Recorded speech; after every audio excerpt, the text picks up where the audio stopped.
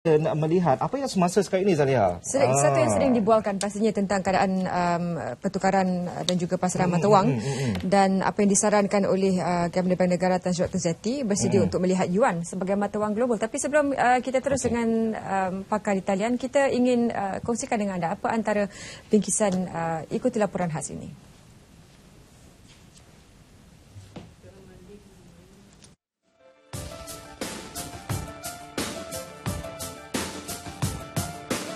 Langkah mengejut kerajaan China menurunkan nilai yuan ditambah pula dengan halangan dalam negara menyebabkan nilai ringgit mencecah ke tahap lemah bagi setiap dolar Amerika Syarikat dalam dagangan awal.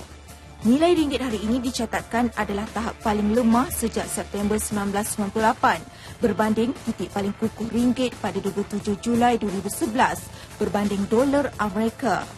Laporan ekonomi separuh kedua 2015 mencatatkan China merupakan sumber utama risiko penurunan global dengan statusnya sebagai pembeli besar komoditi global dan juga pengimport kedua-dua barangan dan perkhidmatan komersial. Kelembapan berpanjangan ekonomi China mempunyai implikasi yang besar terutama pada rakan dagangannya. Hong Leong Investment Bank Research atau HLIB Research berpendapat penurunan nilai yuan China adalah jangka pendek yang negatif kepada Malaysia. Dunia sebenarnya sedang berhadapan dengan krisis mata wang kerana beberapa faktor berlaku serentak. Punca ini berasaskan faktor luaran dan dalaman.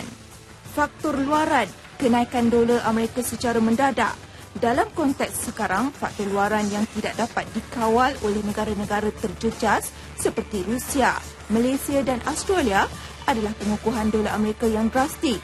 Ini berikutan cadangan Amerika Syarikat untuk meningkatkan kadar faedah pada September ini.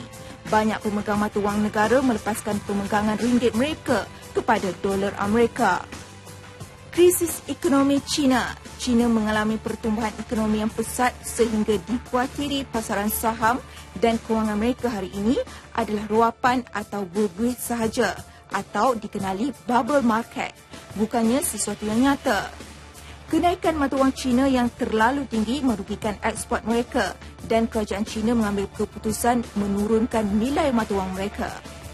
Faktor dalaman, faktor isu-isu domestik yang berterusan turut menyaksikan ringgit terus jatuh. Kini terdapat kekurangan berleluasa mata wang asing, terutamanya oleh pengeksport. Sementara itu, deposit mata wang asing mendapat populariti. Semua ini melemahkan lagi ringgit dan Rizab Bank Negara Malaysia. Perdana Menteri Datuk Seri Najib Tun Razak menggariskan 4 faktor berhubung penyusutan nilai ringgit. Spekulasi politik yang keterlaluan menyumbang kepada kejatuhan nilai mata wang ringgit berbanding dolar Amerika baru-baru ini. Penurunan harga komoditi seperti minyak, minyak sawit dan getah secara mendadak juga telah menyebabkan kejatuhan ringgit. Tambah Malaysia adalah pengeluar komoditi berkenaan. Syarikat tempatan disarankan untuk melakukan urus niaga perdagangan dengan China menggunakan mata wang renminbi atau RMB bagi mengelakkan mereka menanggung kos tambahan apabila menggunakan mata wang ketiga seperti dolar Amerika.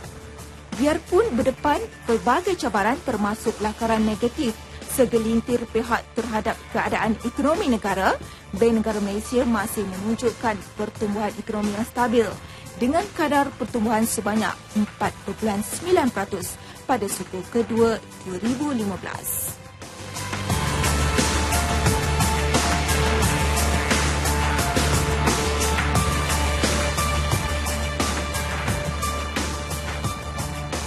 Baik, di talian kita ada Encik Nazari Rosli yang sering sebenarnya menjadi sumber rujukan kita bila berbincang tentang isu seperti ini. Selamat pagi Encik Nazari. Hello. Hello, selamat pagi.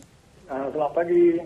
Baik, Encik Nazari, ramai juga ya yang membincangkan soal ini sekarang dan pada pandangan Encik Nazari sendiri bagaimana saranan ataupun mungkin cadangan menggunakan yuan sebagai mata wang global berbanding US dollars?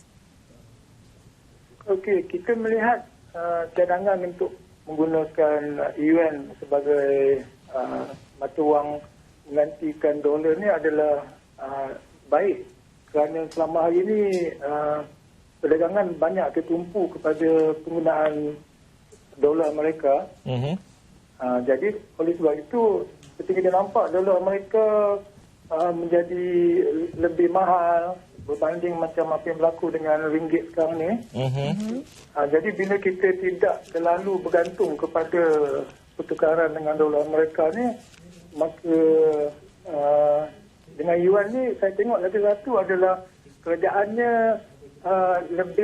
lebih suka kepada jika yuan tu tidak terlalu mahal, tidak terlalu tinggi. Jadi kita lihat pada minggu lepas mereka telah devalue dia punya currency. Dengan ini jika kita membuat perdagangan menggunakan yuan, maka negara kita akan lebih baik, lebih kompetitif berbanding dengan menggunakan dolar Amerika. Cik Nazari, perkara lagi, ada disarankan oleh pihak mengatakan bahawa biarlah urusan perdagangan itu atau perdagangan itu antara Malaysia dan juga China dilangsungkan dalam nilai RM ataupun ringgit Malaysia. Adakah perkara itu kita lihat sebagai satu perkara yang akan menguntungkan, ataupun kalau ianya akan bakal dilaksanakan, apa kesediaan kita ke arah itu? Okey, apa yang saya lihat, kalau kita menggunakan ringgit Malaysia, dalam keadaan ringgit Malaysia sekarang ni yang agak lemah, ia lebih menggambarkan bahawa barang-barangan kita yang kita eksport akan jauh lebih kompetitif dan akan membuatkan pengimport yang di sebelah sana tu akan melihat, oleh kerana melihat barangan Malaysia ni lebih murah, mereka akan membeli dengan jumlah yang lebih banyak, dan ini akan menaikkan jumlah dagangan negara. Ya, jadi itu adalah dilihat sebagai satu perkara yang juga positif. Okey. Baik. Dan apa yang boleh kita jangkakan dari segi keadaan pasaran mata wang sekarang, Encik Nazari, bila dilihatkan Malaysia berbanding US dan Malaysia berbanding dengan China? Okey, saya lihat seperti yang kita pernah berjumpa dalam 2 minggu lepas, menceritakan tentang dolar Amerika. Saya lihat mungkin pun dalam keadaan sekarang harganya telah pertukaran tu di dalam RM4.10 ke RM4.20 lah ketinggi. Saya rasa dah sampai ke muncak tu. Jadi dengan dolar Amerika, saya rasa kekhawatiran tu pun telah sampai ke kemuncak lah, kekhawatiran tentang nilai pertukaran. Tapi dalam masa sama saya lihat apabila dunia keseluruhannya ataupun lebih fokus kepada Asia, perniagaan di Asia akan lebih disarankan menumpukan kepada menggunakan yuan. Kita balik tadi cerita pasal yuan kan, menggunakan yuan sebagai exchange rate. Jadi saya lihat perkara ini adalah satu yang lagi positif juga. Sebab yang saya lihat contoh dagangan Malaysia adalah sangat tertinggi dengan negara China sendiri. Ya, betul. Jadi bila kita menggunakan yuan atau ringgit, yang pertama yang paling penting adalah kedua-dua negara akan lebih untung kerana tidak perlu menukar kepada dolar Amerika dahulu. Ya. Jadi kos transaksi antara Malaysia dengan China akan lebih kompetitif dan murah.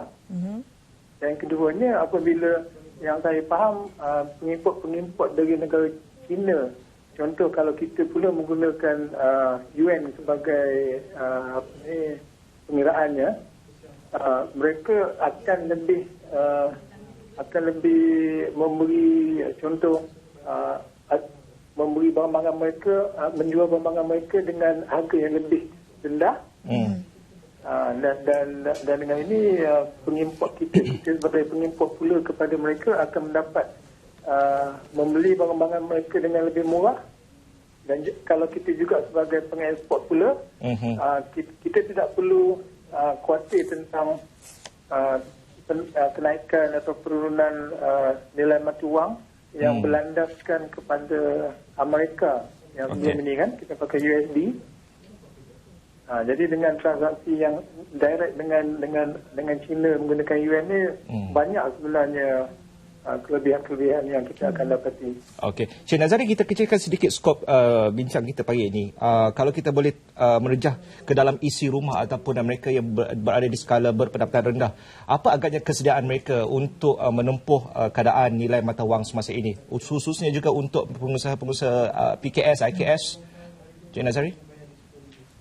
Okey, kembali yang saya lihat ialah pengusaha-pengusaha IKS, mereka perlu konsentrate, maknanya tumpukan produk-produk tu berniaga dengan negara China itu sendiri yang saya lihat. Okey. Jadi sebab yang kita dah kupas sebelum ni, perniagaan dengan negara China dan juga menggunakan mata wang China itu sendiri, kita telah nampak banyak kelebihan-kelebihannya. Okey.